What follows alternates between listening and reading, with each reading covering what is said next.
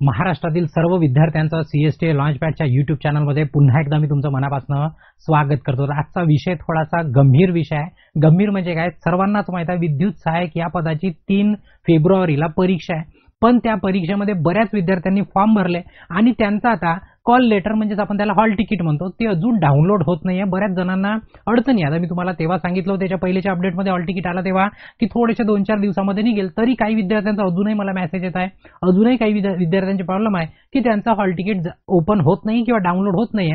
तर मी त्यांना नेमकं सांगतो की नेमक्या तुमच्या अडचणी काय असू शकते किंवा काय चुकू शकते आणि याच्यावरती आपण उपाययोजना काय करू शकतो त्याच्यावरती आज आपण चर्चा करणार। पण त्यापूर्वी जर तुम्ही चॅनलवरती असाल, नवीन असाल तर आठवणीने चॅनलला सबस्क्राइब करा आणि बेल आयकॉन दाबून ऑल नोटिफिकेशन ऑन करा, जेणेकरून जेव्हा केव्हा प्रकारचा नवीन अपडेट असणार तर तुम्हाला त्याचं नोटिफिकेशन यायला हवं, ठीक आहे। आणि जे तुमचे विद्यार्थी असणार, विद्यार्थी म्हणण्यापेक्षा तुमचे मित्र असणार ज्यांनी हे अडचण फेस करत आहे, निदान त्यांना एकदा, बाकीच्यांना नाही पाठवलं चालणार पण कमीत कमी त्यांच्यापर्यंत हा व्हिडिओ पोहोचू द्या, म्हणजे जेणेकरून त्यांनाही माहिती होऊ द्या की आपलं काय चुकत आहे आणि मग त्याच्यावरती उपाय आपण काय करू शकतो तेच आपण डिस्कशन करणार आहे, तर ते त्यांच्यापर्यंत पोहोचू द्या, ठीक आहे। तर आता लक्षात घ्या, आता तुम्हाला सर्वात महत्त्वाचा पहिला एक विषय की हॉल तिकीट डाउनलोड नाही होत आणि बऱ्याच जणांनी इथं तुम्ही रजिस्ट्रेशन नंबर पासवर्ड टाकला की इथं इनव्हॅलिड लॉग इन क्रेडेन्शियल असा तिथे रेड मध्ये मार्क लिहिलेला येत आहे। हाच सर्वांचा मॅक्झिमम प्रॉब्लेम, सर इनव्हॅलिड दाखवत आहे, सर इनव्हॅलिड दाखवत आहे, ठीक आहे। कारण मी कमेंट पण बघितल्या बऱ्याचशा याच्याच वरती आहे, तर आपण याला एक करू। आता बघा बऱ्याच विद्यार्थ्यांचं म्हणणं आहे की सर माझा फॉर्म रिजेक्ट झाला का, फॉर्म रिजेक्ट झाला। आता मी पहिले पण सांगितलं फॉर्म वगैरे रिजेक्ट ऑनलाईन मध्ये होते तिथपर्यंत नाहीच होत, बरोबर आहे। आता तुम्हाला मी याच्यापूर्वी सांगितलं का मी डमी फॉर्म भरला होता, सर्वांना माहित आहे, त्याच्यात माझा मी फोटो पण नाही टाकला। हा IBPS जी वेबसाईट आहे त्याच वेबसाईटवरचा फोटो घेतला आणि त्यांच्या सेच्यामध्ये टाकला। मी वाटल्यास फक्त आपलं नाव बरोबर टाकलं होतं, सिग्नेचर पण मी काही पण त्या IBPS वरचीच टाकून दिली जशास तशी, जे डिक्लेरेशन होतं ते पण मी जशास तसं काही नाव गाव लिहिलं नाही असंच टाकून दिलं जे प्रिंटेड होतं ते, तरी माझं हॉल तिकीट येऊ शकते। माझं जेव्हा हॉल तिकीट येऊ शकते तर तुमचं रिजेक्ट व्हायचा विषयच नाही ना, तुम्हीच ऑथेंटिकेट आहे। मी तर काही ऍड्रेस टाकला, काही ईमेल टाकला, काही पर्सेंटेज टाकले, काही नाव नाही, गाव नाही, सर आता नाही, पता नाही, काही नाही, तरी माझं हॉल तिकीट आलं, तर तुमचं हॉल तिकीट यायलाच पाहिजे असं माझं म्हणणं आहे, बरोबर आहे। आता चुका काय होऊ शकतात बघा, पहिली चूक सर्वात पहिले, आता ह्या भरतीमध्ये आहे ना मोठा विषय झाला, मोठा विषय म्हणजे मोठा गोंधळाचा विषय झाला। कसा की तुम्हाला माहित आहे चांगल्या पद्धतीने की महापारेषणची भरती जेव्हा आली होती, ऍडव्हर्टाईज आली होती आणि मग फॉर्म सुरू झाले होते जवळपास 20 जवळपास इथं म्हणजे तिचे स्क्रीनशॉट आहेत, ते झाले होते 20/11/23 ला सुरू झाले होते। जवळपास ते त्याच्यापासून लास्ट डेट होती क्लोजर रजिस्ट्रेशन अप्लिकेशन 10 डिसेंबर पर्यंत फॉर्म भरायचे होते, 10 डिसेंबर, ठीक आहे। चला असो कधीपर्यंत भर, आता हे जे टाइम आहे हा ओल्ड टाइम आहे, ओल्ड म्हणजे जुना, म्हणजे पहिल्यांदा ऍडव्हर्टाईज आली आणि बऱ्याच विद्यार्थ्यांची म्हणजे चुकी क्रमांक 1 कारण पहिलं कारण त्याचं हे आहे की बऱ्याच विद्यार्थ्यांनी 20/11/2023 ते तुमच्या डिसेंबर पर्यंत फॉर्म भरला आणि त्याच्यानंतर ना आपल्या चॅनलशी जोडून होते नाही कोणाची चॅनलशी जोडून होते। त्याच्या कारण काय झालं तुम्हाला माहित आहे, यांनी महापारेषणनी एवढी मोठी सर्कस केली की अख्खीच्या अख्खी भरती काय करून टाकली, रद्द करून टाकली। म्हणजे जेवढे फॉर्म भरले सर्वांचे फॉर्म रद्द करून टाकले, इव्हन तुम्हाला तुमचे पैसे पण परत दिले। आता तुम्ही म्हणाल सर माझे नाही आले, तर मग तुमची चुकी आहे कारण तुम्ही झोपेत होते, सर स्पष्ट जी गोष्ट आहे। सर्व नोटिफिकेशन आपल्या चॅनलवरती किती व्हिडिओवर व्हिडिओ अपडेटवर अपडेट आपण टाकत होतो, सर्वांना सर्व माहिती देत होतो, तरी तुम्हाला नाही माहिती, याचा अर्थ तुम्ही याच्यापासून लुप्त होते, सरळशी गोष्ट आहे। पहिलं कारण की जर तुम्ही या 2023 मध्ये जर तुम्ही फॉर्म भरला असणार आणि तुम्ही जेव्हा नवीन ऍडव्हर्टाईज कधी आली, न्यू ऍडव्हर्टाईज आली 15, तो फॉर्म भरायचा होता 15/7/24 पासून जवळपास 9/8/24 पर्यंत, याच्या दरम्यान पुन्हा ते तारखा वाढल्या तरी पण, ठीक आहे। म्हणजेच असं की जुलै 2024 मध्ये जर तुम्ही नवीन फॉर्म भरला नसेल तर तुमचं हॉल तिकीट येणारच नाही। कोणालाच फोन नका करू, कोणताच नेता काय करू शकणार नाही, मी काय करू शकणार नाही, कोणत्या मंदिरामध्ये नारळ फोडायला जायची गरज नाही, काहीच करायची गरज नाही, तुमचं हॉल तिकीट नाही येणार म्हणजे नाही येणार। कधी जर तुम्ही हा फॉर्म भरला नसेल जुलै महिन्यामधला, कधीचा जुलै 2024चा जर तुम्ही फॉर्म भरला नसेल तर तुमचं हॉल तिकीट कोणत्याच परिस्थितीमध्ये येणार नाही। म्हणजे जुलैच्या नंतर जर तुम्ही फॉर्म भरला असेल तर 100% तुमचं हॉल तिकीट येणार, रिजेक्ट व्हायचा याच्यामध्ये विषय नाही। समजलं, पहिलं कारण कोणतं क्लिअर झालं, एकदम स्पष्टपणे सांगितलं मी। जर का तुम्ही जुना फॉर्म भरलाय तोही कधीचा 2023 मध्ये, आणि जर तुम्ही नवीन फॉर्म भरला नसेल 2024 मध्ये तर तुमचं हॉल तिकीट येणार नाही, पहिलं कारण। म्हणजे आता काही तिथे टाकून बघू नका आणि काही त्याच्या मागे लागू नका, विषय आपला संपलेला आहे, ठीक आहे। पण जर तुम्ही नवीन फॉर्म भरला आहे जुलै 2024 मध्ये तर तुमचं हॉल तिकीट येणार म्हणजे येणार. आता तुम्ही करायचं काय ते सांगतो, म्हणजे पहिलं कारण क्लिअर झालं. तुम्ही इथपर्यंत पोहोचले, पहिली स्टेप पार झाली म्हणजे तुमचं हॉल तिकीट आहे समोर आहे. आता काय करायचं, नेमकं काय करू शकतो ते सांगतो. ठीक आहे, आता बघा तुमच्याकडे सर्वांकडे म्हणजे दुसरं कारण नंबर 2 की बऱ्याच विद्यार्थ्यांचा प्रॉब्लेम काय होता बघा, की इथे पुन्हा महत्वाचं याच कारणामध्ये एक गोष्ट की तुम्ही डाउनलोड करताना हॉल तिकीट मोबाईलमधनं होत नाही. मोबाईलमधनं बऱ्याचदा प्रॉब्लेम येते, डाउनलोड नाही होत, डाउनलोडचा ऑप्शन नाही आहे. तर तुम्ही आठवणीने इंटरनेट कॅफेमध्ये जा किंवा कोणाच्या कम्प्युटर लॅपटॉपवरती लॉग इन करून बघा, कोणाच्या कम्प्युटर लॅपटॉपवरती लॉग इन करून बघा, जेणेकरून तुमचा बरोबर म्हणजे व्यवस्थित होऊ शकते. बरेचसे प्रॉब्लेम पाहिले का मोबाईलवर होत नाहीये पण इकडे कम्प्युटरवरती होत आहे, तर तसंही एकदा चेक करून घ्या. ठीक आहे, दुसरं कारण असं की तुम्ही जे रजिस्ट्रेशन नंबर आहे किंवा रोल नंबर आहे, ठीक आहे, किंवा मग तुमचा पासवर्ड किंवा डेट ऑफ बर्थ हे तुम्ही वेगळेच टाकायचं आहे, जुन्या फॉर्मचे टाकता, जुने नाही टाकायचं. आपल्याला कोणी 2 फॉर्म भरले, 2 फॉर्म भरले म्हणजे काय, नवीन तर भरला आणि मग पुन्हा काय केला, जुना पण फॉर्म भरला. म्हणजे तुम्हाला काय करायचं आहे, 2 फॉर्म आहे तुमच्याकडे, बऱ्याच विद्यार्थ्यांनी दोन्ही फॉर्म भरले, आता काही जण सुटले, त्याला मंडळ काही करू शकत नाही. तर तुम्ही काय करायचं, जो नवीन फॉर्म भरला जुलैमध्ये, फॉर्म वरती पाहून घ्यायचं, ईमेल वरती पण जाऊन ईमेल पाहून घ्यायचा, तुमचा रजिस्ट्रेशन पासवर्ड तिथे पण आलेला आहे, बरोबर आहे, जेव्हा फॉर्म भरला होता आपण तेव्हा. पण डेट पाहायची बरोबर जुलै 2024 आहे का, जुलै किंवा ऑगस्टची राहू शकते, असणार तरच तोच वापरायचा रजिस्ट्रेशन नंबर आणि तोच वापरायचा आपला पासवर्ड. तुम्ही म्हणाल की सर मी 2023चा वापरतो, तर नाही येणार ना, तुम्ही काय म्हणजे काही स्पेशल कॅन्डिडेट नाही त्यांच्यासाठी, बरोबर आहे.